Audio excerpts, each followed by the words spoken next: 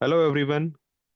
So, today we are going to uncover three very powerful tools, that is PDCA, PDSA, and DMAIC, and understand how these three tools can drive Kaizen, that is the Japanese philosophy of continuous improvement.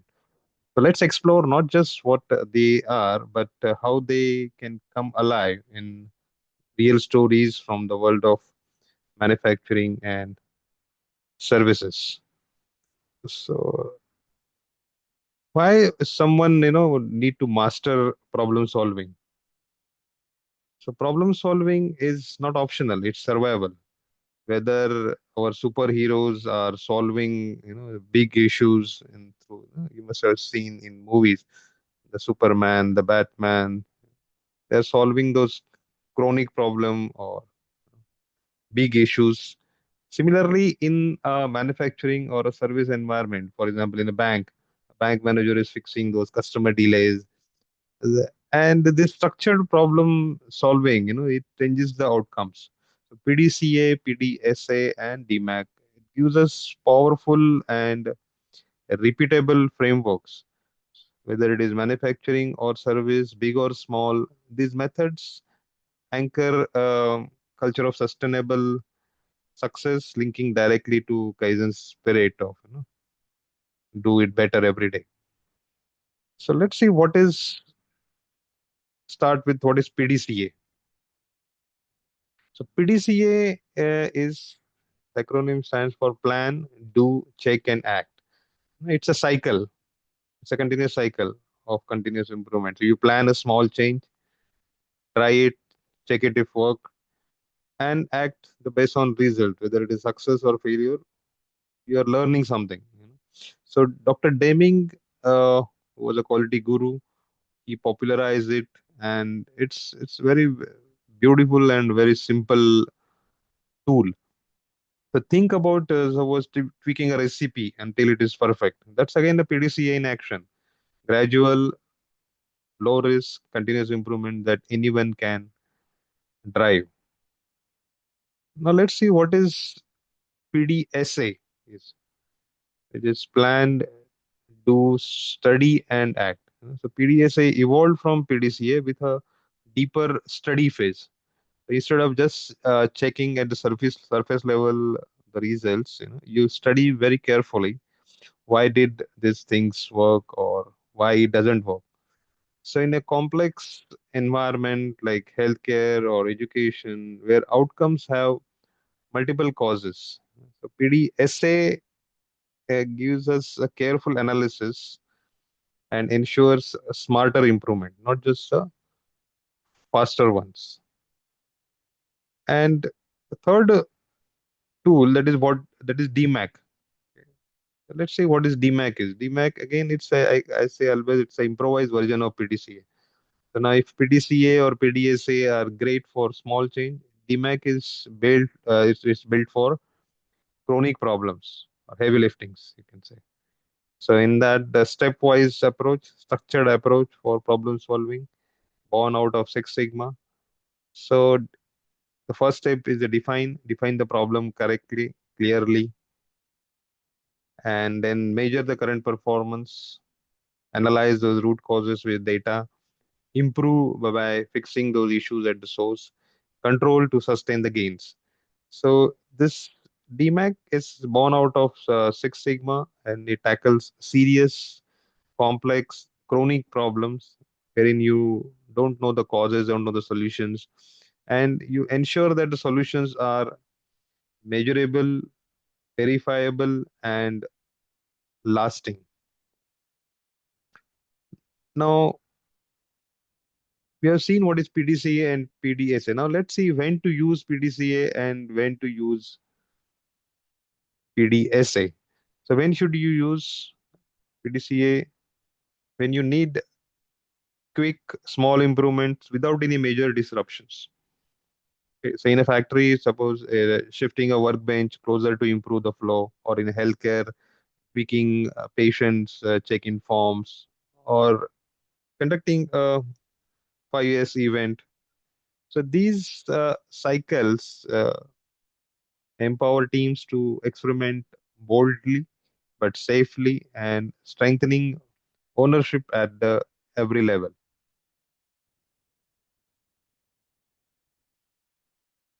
Now let's see what's the difference between PDSA, PDCA, and DMAC. So PDCA is like this quick visual that you're seeing on your screen. It's PDCA. It's like quick iterative kind of improvements. PDSA is quick but deeper learning from the results, and DMAC is for serious complex issues, chronic issues with data at the core.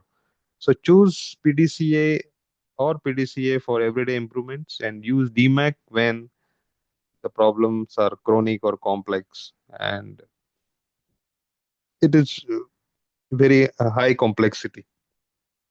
Okay, now let's see some examples, all the three in manufacturing and service environment as well.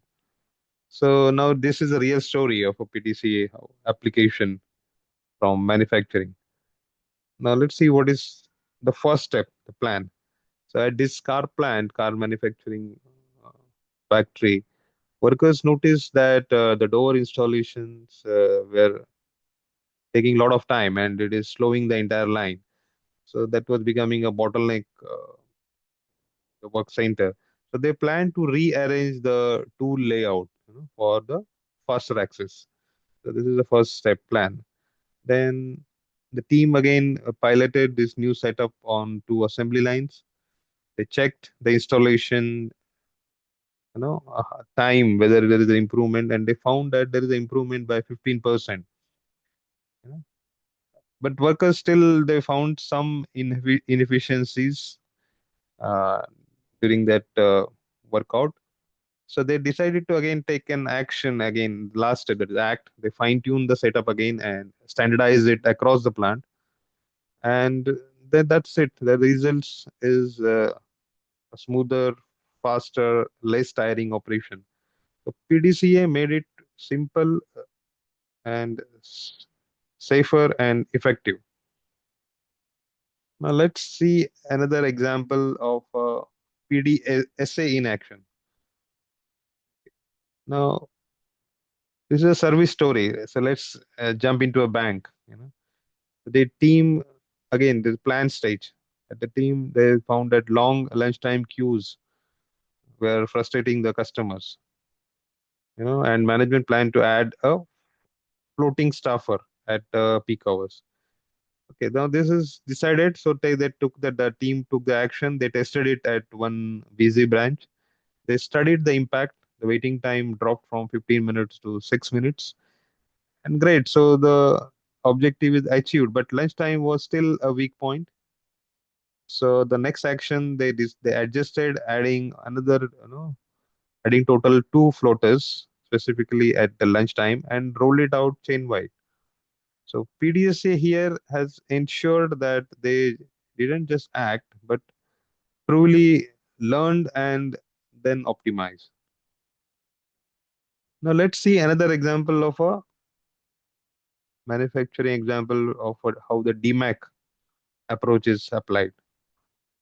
Now in this DMAC case study, this the team defined the problem that paint defects in this factory were at 10%. They decided the goal it should be 2%. They formed the team. Team started measuring the data. Data showed that most of the defects happen in the second spray booth. They analyzed the root causes. That the major cause was inconsistent booth temperature. They decided to improve that, take action on it. High precision temperature controllers were installed, and operators were again retrained. And the impact was defects reduced. The team achieved the goal of 2%, you know, and new alarms and monthly audits were locked in the improvement. So through this DMAC approach, which is more rigorous approach, the team didn't just fix the symptom, they transformed the entire system itself. Now let's see how these approaches that we are seeing, that is PDCA PDSA, and DMAIC, and how they're connected with Kaizen philosophy. So, what ties all this together is Kaizen, the mindset of change for better. So, it is not about big bang innovations. It is about small daily wins.